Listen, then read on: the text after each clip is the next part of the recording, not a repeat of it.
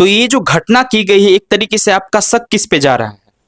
इसमें हमारा शक जा रहा है कि लाइन के पीछे बराबर कुछ व्यक्ति घूमते टहलते रहता है, जिसकी सूचना लगभग सारे पदाधिकारियों को है, लेकिन लाइन पर कभी भी कोई गश्त नहीं किया जाता है।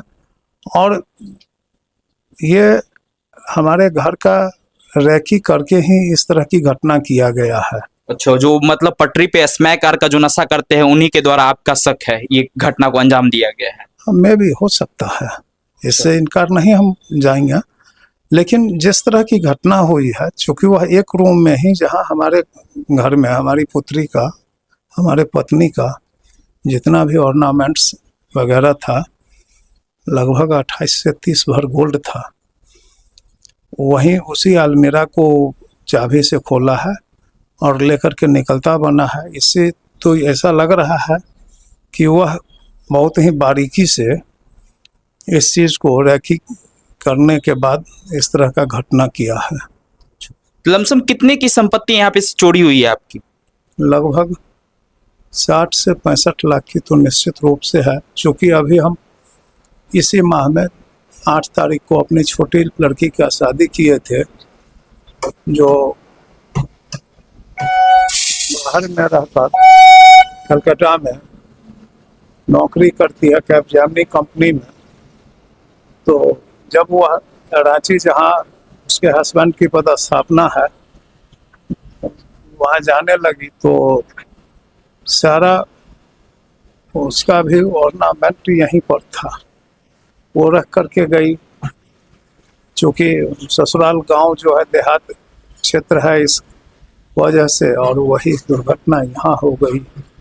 और हम तो पूर्ण रूप से अभी और चीज़ को देखेंगे। उसी के बगल में एक बैग था जिसमें 55,000 रुपया था, वो भी ले गया है, और इसके अलावा और किसी सामान को नहीं टच किया है। अच्छा, तो घटना स्थल दिखा सकते हैं? हाँ, घटना स्थल यहीं से आरंभ है, और यहाँ आकर के उसने हमारे रूम में इसी अलमीरा में यही रखा हुआ था, जिसमें सामान्य रूप से चाबी लगी रहती है। इसी को खोला है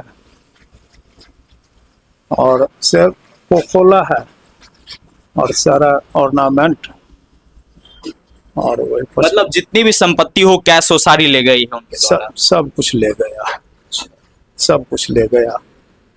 और यहाँ से जो उसको लिया है, और इसके बाद फिर जिस रूम में हम बगल के रूम में सोए हुए हैं, उस रूम में भी नहीं गया है, उस रूम में भी नहीं गया है। मतलब अब जहां बगल में सोए थे उधर भी नहीं गया है? हाँ। मतलब उसको बखूबी जानकारी थी जो यहाँ पर ये सब चीज रखा गया है, तब न वो आधी रात को आकर के एग्जैक्ट इसी जगह पर डकैती किए हैं? हाँ, उसको प्रथम चरण में ही सारा चीज मिल गया है, तो उधर हमको जैसा प्रतीत हो रहा है कि उधर गया भी नहीं है, क्योंकि पिछला गेट जो अंदर से खोल दिया था, उस होकर के सब निकल गया है। लेकिन मुझे इस बात को कहने में अतिशयोक्ति भी हो रही है कि तत्क्षण सूचना के उपरांत मुझे 8 बजे सुबह में थाना बुलाया गया, और जब मैं अपना लिखित आवेदन लेकर के गया, उसके बाद 11:30 के लगभग कई कॉल करने के बाद नगर थाना से पदाधिकारी लोग आए हैं। तत्क्षण जांच आरंभ नहीं किया गया है। मतलब जैसे ही आप कॉल किए हैं घटना स्थल पर, वो तुरंत नहीं पहुंचे? नहीं, पहुंच गए हैं 10 से 15 मिनट के अंदर ही, 112 से भी और नगर थाने से भी। लेकिन वे लोग सारी चीज का मुआयना करके मुझे यही निर्देशित किए कि 8 बजे सुबह में आकर रिटर्न एप्लीकेशन दीजिए, उसी पर कार्रवाई की जाएगी।